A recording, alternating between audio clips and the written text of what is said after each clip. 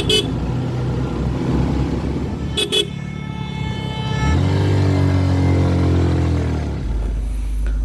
বন্ধুরা, কেমন আছেন সবাই? আশা করি সবাই ভালো আছেন। চলুন দেখে আসি সাজেকের সর্বশেষ 6 মিনিটের পথ।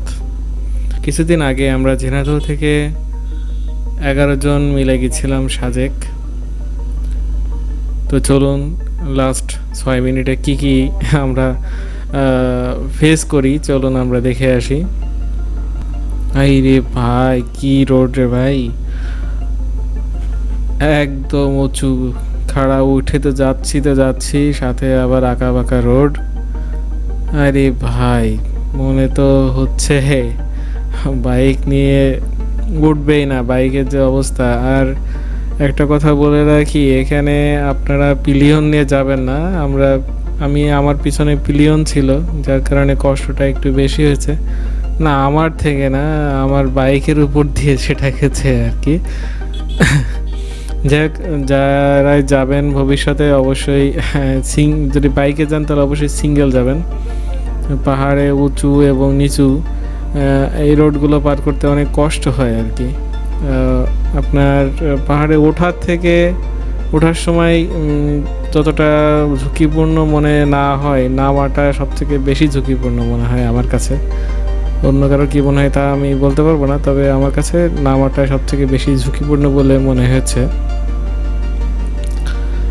দেখতেই পাচ্ছেন আসলে কত সুন্দর অপরূপ পরিবেশ, তার ভিতর দিয়ে আমরা উঠে যাচ্ছি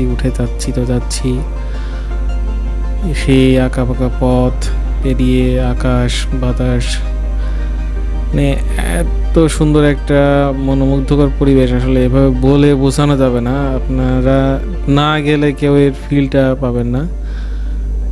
আসলে সেই একটা মুহূর্ত আর কি। এখানে একটা জিনিস খুবই ভালো লেগেছে আমার, সেটা হচ্ছে যে এখানে যারা গাড়ি চালায়, চাঁদের গাড়ি যেগুলো বলে, এবং স্থানীয় সিএনজি বা যে বাইক রাইড শেয়ার যারা করে, তারা খুবই এক্সপার্ট। তাদের আর যাই করেন, তারা কখনোই তাদের লেন চেঞ্জ করে না। এটা আমার অনেক ভালো লেগেছে। সে যে লেন দিয়ে যাচ্ছে সেই লেন দিয়েই যাবে, এটা আসলে খুবই ভালো লাগছে। এবং এরা এতটাই এক্সপার্ট, আপনি হয়তোবা অনেক ভালো বাইক রাইড করতে পারেন, কিন্তু তাদের কাছে এসে আমরা R15 নিই আর যে বাইক নিই, তারা প্লাটিনা গাড়ি নিয়ে যেভাবে পাহাড় টপকিয়ে চলে যাচ্ছে, আসলে এই বিষয়টা অনেক এনজয় করছি আমরা, যে এরা এতটা এক্সপার্ট। হ্যাঁ, খুবই এক্সপার্ট আর কি।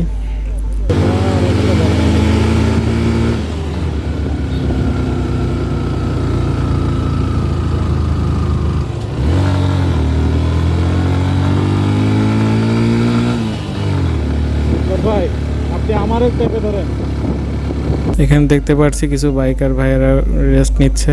এই তেজ মারছে, এবারে কি করব। এখন খাড়া রোড, আর এদিকে একটা প্রাইভেট কার তো অলরেডি থেমে গেছে, আর এই যে পানি নিয়ে উঠতেছে ট্রাক্টর নিয়ে। এখান থেকে ওঠা এবার কষ্টকর হয়ে যাবে আমার জন্য। আমি তো ভাবছিলাম উঠতেই পারবো না, যাক আল্লাহর রহমতে উঠে গেছি, কিন্তু গাড়ির অবস্থা খুবই খারাপ, গাড়ি নড়তে পারছে না, একদম প্রায় জিরোতে নামা ভাবছিলাম এমন অবস্থা। এই সারছে, আমাকে কি মেরেই দেয়? না বাবা, বেঁচে গেছি।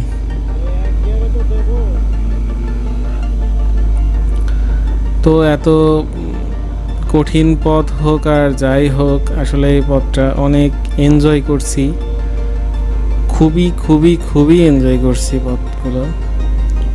রোড, বিশেষ করে যে ন্যাচারাল পরিবেশটা অনেক সুন্দর, অসাধারণ পরিবেশ। তা আপনারা আসলে দেখতে পাচ্ছেন কিভাবে আকাশ, তারপর যে প্রাকৃতিক সৌন্দর্য, ওয়াও, এক কথায় অসাধারণ।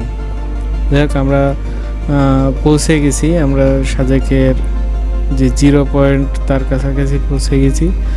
এই যে সাজেকের গেট দেখতে পাচ্ছেন, আমরা গেট পার করলাম।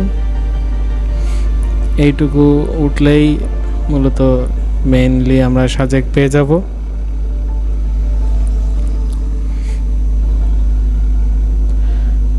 চলুন শেষ কষ্টটা করে যেভাবে ওঠা যাক।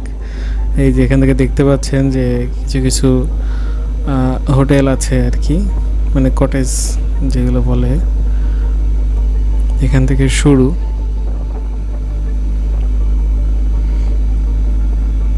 এখানে সেনাবাহিনীর প্রোটোকল অবশ্যই মেনে আসতে হয়, সেনাবাহিনী প্রোটোকলের মাধ্যমেই আপনি এখানে আসতে পারবেন।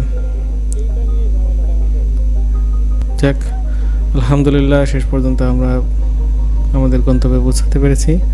ধন্যবাদ সবাইকে। আল্লাহ হাফেজ।